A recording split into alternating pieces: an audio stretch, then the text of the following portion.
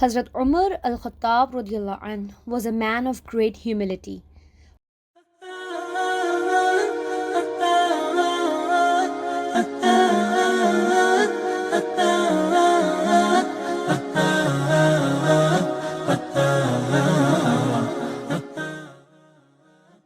Once, when he was a caliph, he made a trip to Jerusalem from Medina. He would take turns riding the camel with his servant.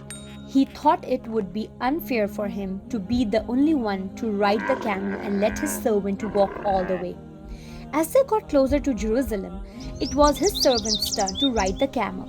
His servant said, "O Amirul Mu'mineen, the important people of Jerusalem will be coming to greet you. It is not appropriate for me to be riding the camel while you are on foot." But Hazrat Umar insisted that it was the servant's turn to ride and not his. Such was his humility and gentle nature that the Caliph of the great Islamic empire walked, while his servant rode the camel into Jerusalem. The wisdom of this story is that Allah loves humility.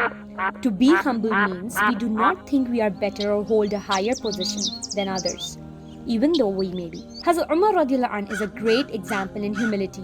Even though he was the leader of the Muslim empire, he did not take advantage of his position. Be humble and gentle, and Allah will love you.